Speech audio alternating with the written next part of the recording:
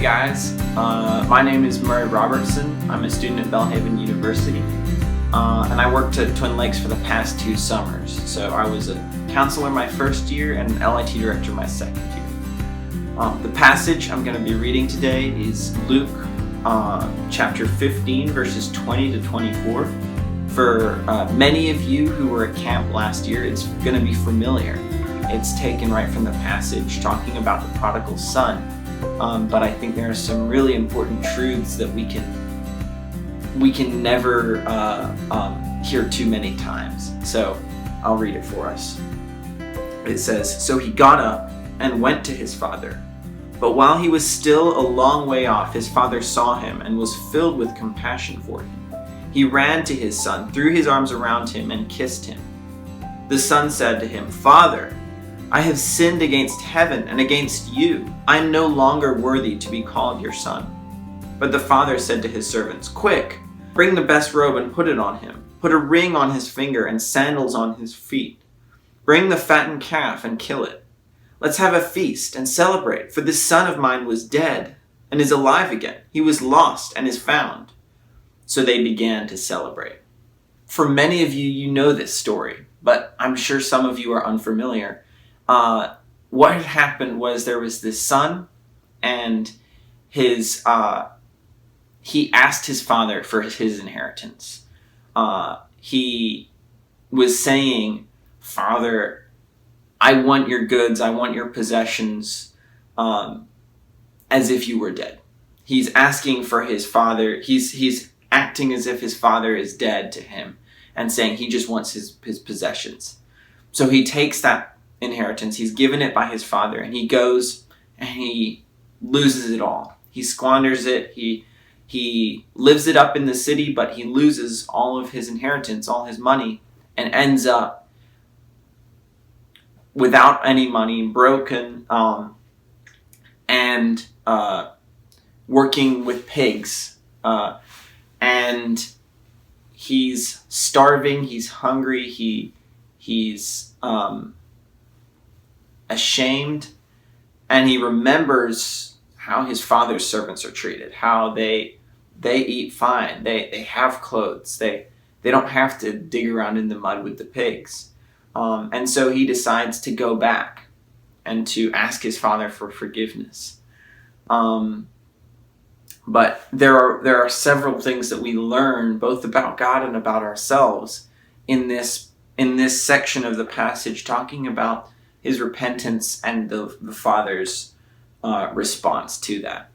So first off, we're going to look at what this says about man, right? So what this says about man is he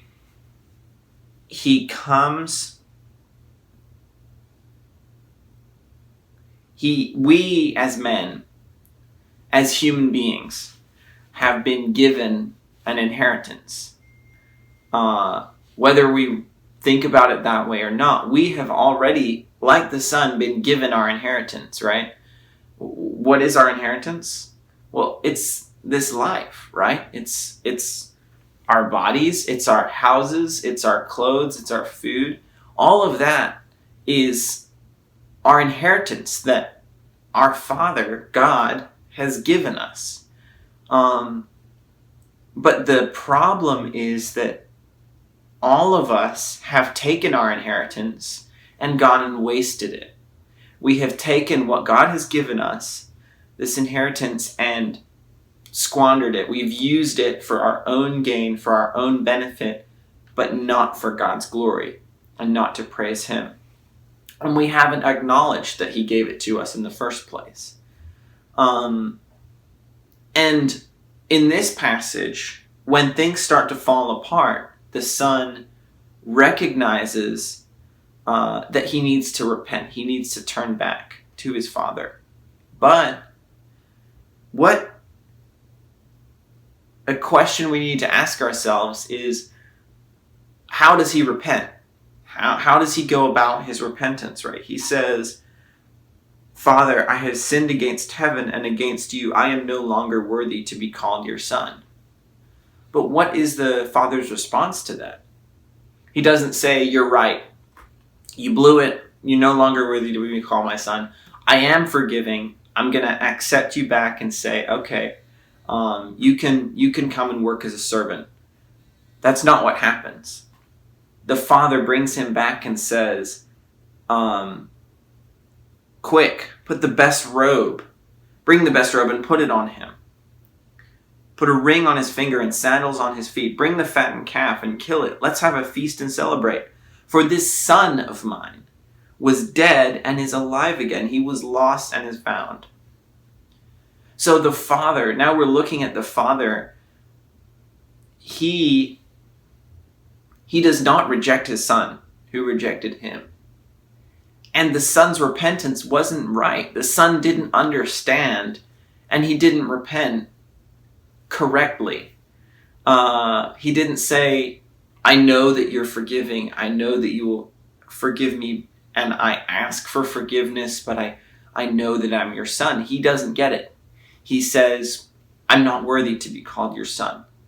But he's misunderstanding the father's love, that the father loves him even though he has rejected him. The father accepts him as a son even though he ran away. And so this passage calls us as people who have been given this inheritance, who have run away from God with it. It calls us to repentance. It calls us to turn to God and say, Lord, I'm sorry. I've ran away from you. I've turned and used what you've given me for my own gain and not for your glory. But when we turn and we repent from that, we still get it wrong. We still misunderstand the Father's love. We still don't understand how much he loves us. But that doesn't matter. Because ultimately, God will forgive us even when we can't get repentance right.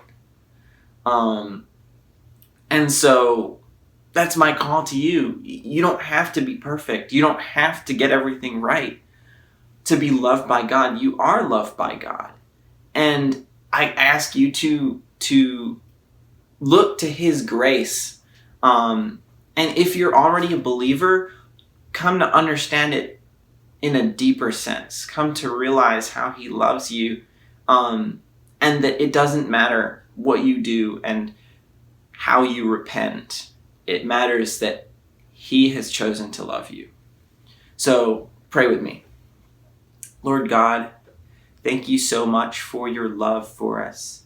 Thank you for sending your son, Jesus Christ, to take our sins upon himself, to die on the cross, Lord, so that you can forgive us.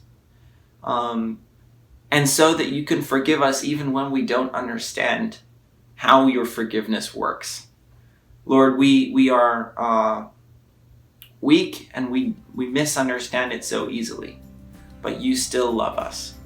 Help us to recognize that and to see the grace of your gospel more clearly.